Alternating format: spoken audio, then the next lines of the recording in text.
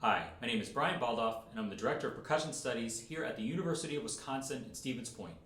I'll be performing for you the WSMA State Honors Audition Etude for Marimba from the Goldenberg book.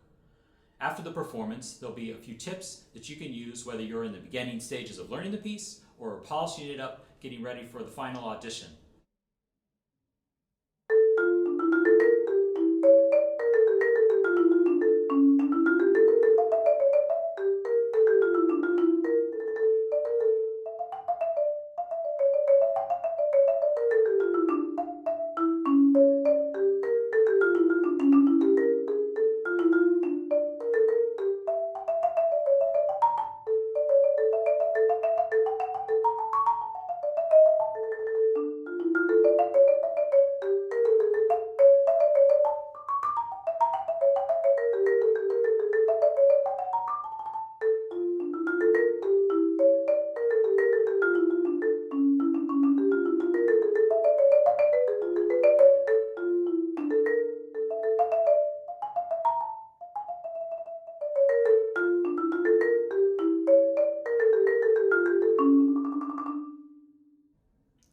Okay, so here's a couple of tips as you work through this mallet etude. Maybe you're in the beginning stages of just learning the notes, or maybe you're polishing things up, getting ready for the audition. So either way, wherever you are in your preparation phase, hopefully these will be helpful for you.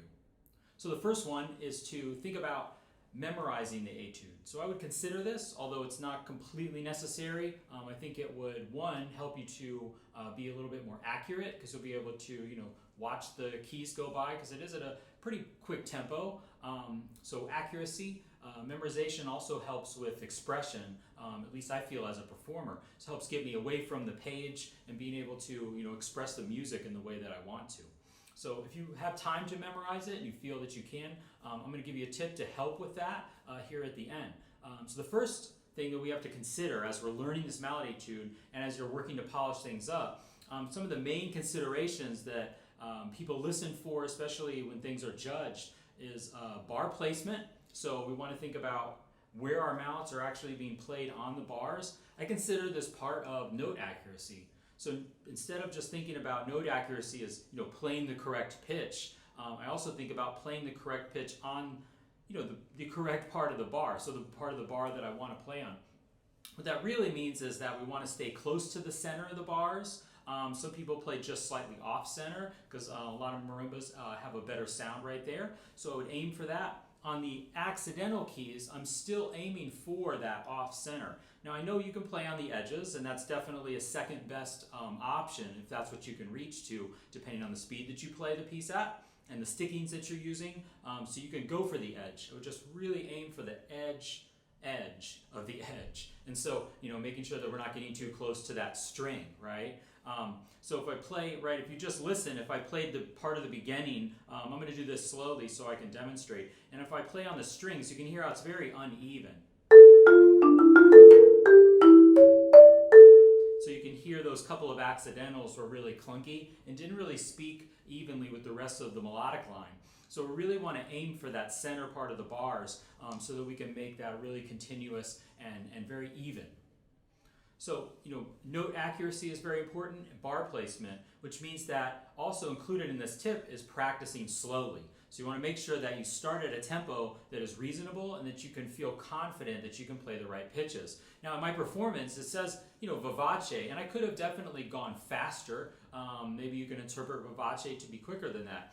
But I felt that, that tempo that I chose allowed the notes to speak really evenly and that I could hear everything. When I started to go faster and faster, it was a little bit blurry in terms of the melodic line. I started to lose some of the, just the specific pitches, and I didn't really like how it sounded. So I felt that that best represented the piece, the tempo somewhere around where I was sitting. But if I was going to practice this when I'm first learning, I might take it at half that speed or even less, just so I can be very accurate. So for example, if I play that opening, kind of the opening line for you.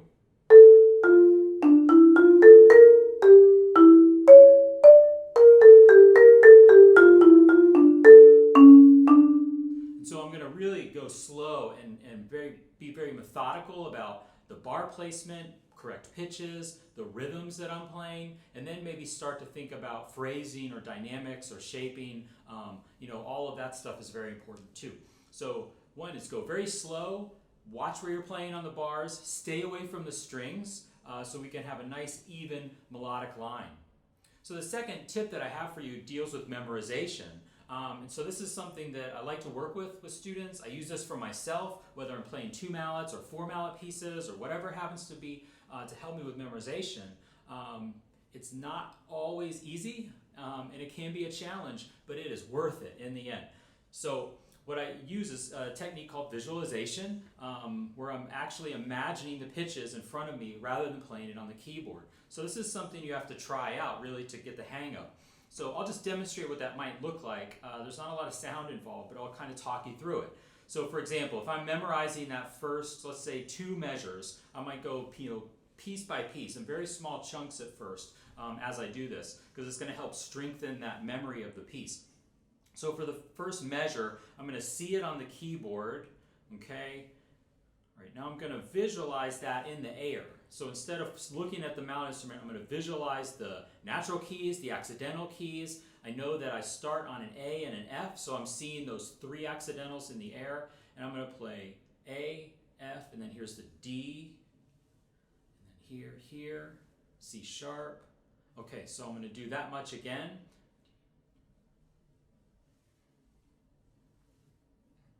Then I can add the next part.